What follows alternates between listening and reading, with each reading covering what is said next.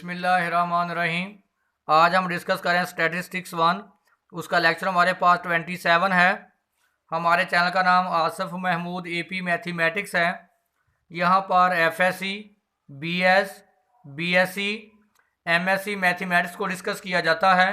आप हमारे चैनल को सब्सक्राइब करें, लाइक करें और आगे शेयर करें। आज हम वेरी इंपॉर्टेंट टॉपिक डिस्कस करेंगे, कोरिलेशन। यहाँ हमारे पास दो वेरिएबल होंगे एक्स और वाई, जो आपस में को इंडिपेंडेंट या को डिपेंडेंट कह लें, जो दोनों एक दूसरे पे क्या करेंगे, डिपेंड करेंगे। Correlation is a measure of the degree to which any two variables vary together.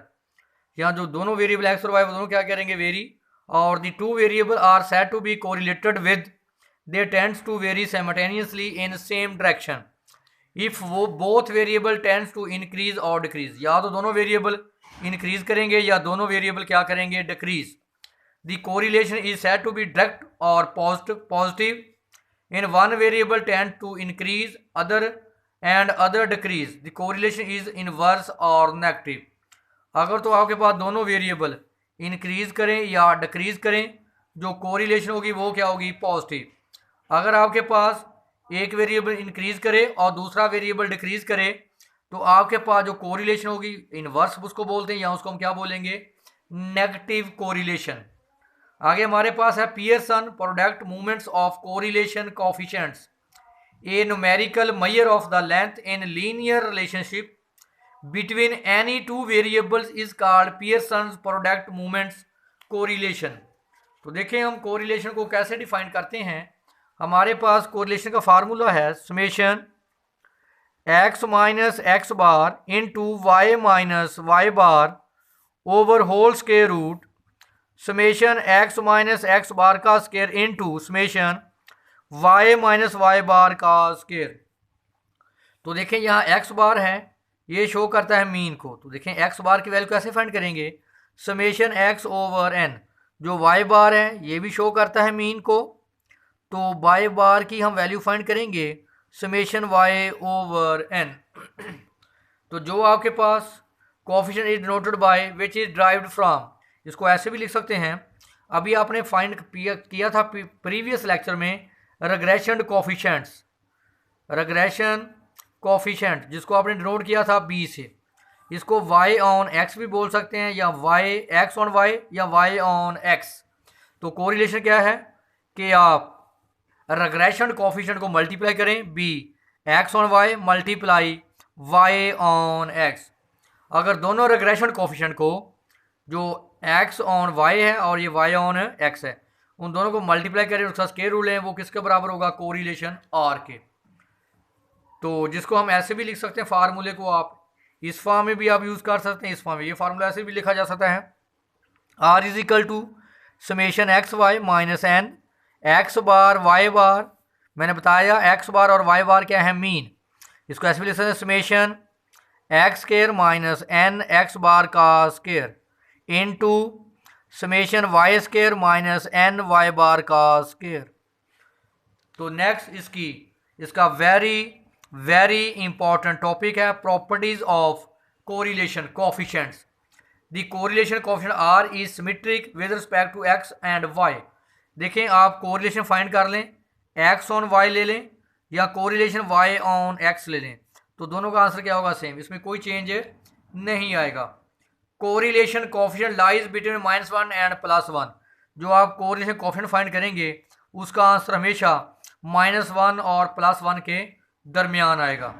बेशक correlation X on Y find कर लें, बेशक आप correlation Y on X find कर लें, जो इसका आंसर होगा वो -1 और +1 के दरमियान रहेगा।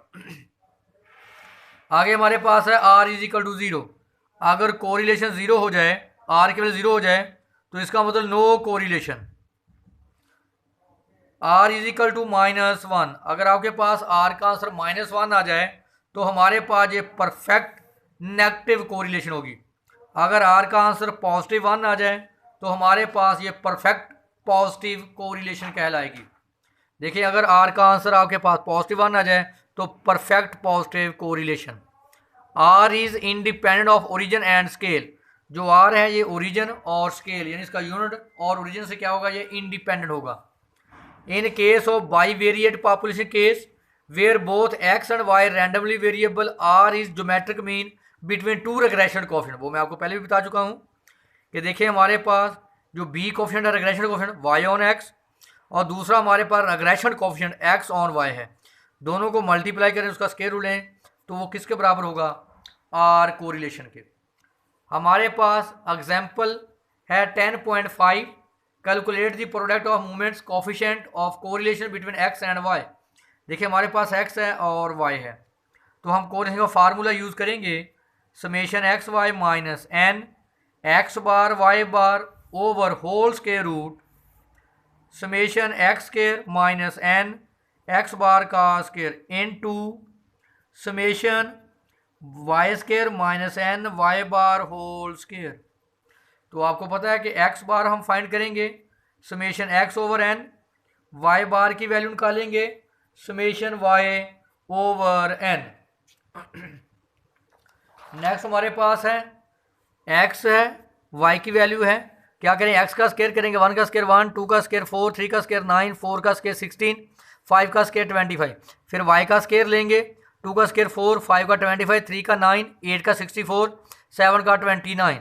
फिर आप x और y को क्या कर दें multiply, 1 multiply 2 2, 2 multiply 5 10, 3 multiply 3 9, 4 multiply 8 32, 5 multiply 7 35।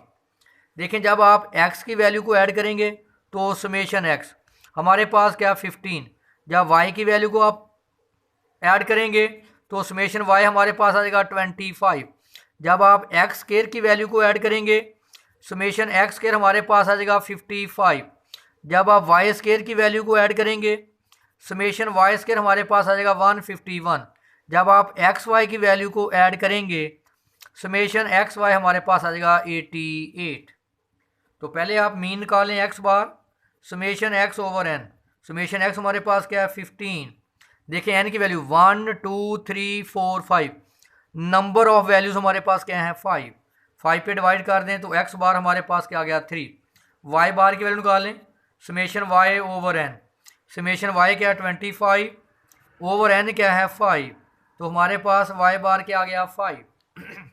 Formula मैंने लिख दिया कोरिलेशन का, समेशन एक्स वाई की वैल्यू क्या है 85, एन की वैल्यू 5, एक्स बार की वैल्यू 3, वाई बार की value 5 over summation x square की वैल्यू 55 माइनस एन की वैल्यू 5, एक्स बार का स्क्वायर, ये देखें एक्स बार का स्क्वायर, एक्स बार क्या है 3 का स्क्वायर, समेशन वाई स्क्वायर हमारे पास 151, एन की वैल्यू 5 और एक्स बार का स्क्वायर वाई बार क्या है 5 का स्क्वायर। इसको आप कैलकुलेटर सॉल्व कर लें तो आर की वैल्यू हमारे पास क्या आ गई 0.8। तो मैंने बताया था कि जो कोरिलेशन कोएफिशिएंट है वो -1 और +1 के दरमियान है, इसका आंसर क्या है पॉजिटिव, इसका मतलब हमारे पास ये क्या है पॉजिटिव कोरिलेशन।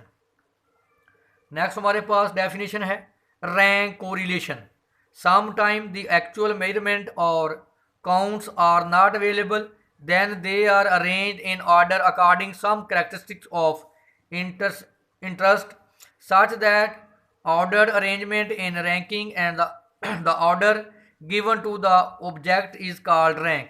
तो रैंक कोरिलेशन हम ड्राउट करते हैं आर एस से 1 minus summation D square multiply 6 into N square -1। N हमारे पास यहाँ पे नंबर्स ऑफ वैल्यूज़ हैं या नंबर्स ऑफ ऑब्जर्वेशंस, और डी हमारे पास क्या है X minus Y, it is also called Spearman's coefficient of rank. तो देखिए हमारे पास एग्जांपल है 10.10 वेरी इंपॉर्टेंट। ये हमारे पास देखें एक्स की वैल्यू है और ये हमारे पास वाई की, मैंने एक्स की वैल्यू लिख ली और ये मैंने वाई की वैल्यू काउंट करें 1 2 3 4 5 6 7 8 9 10। हमारे पास नंबर ऑफ वैल्यू कितनी है 10, जिसको हम नंबर ऑफ वैल्यूज बोलते हैं। नंबर ऑफ ऑब्जर्वेशंस हमारे पास कितनी है 10।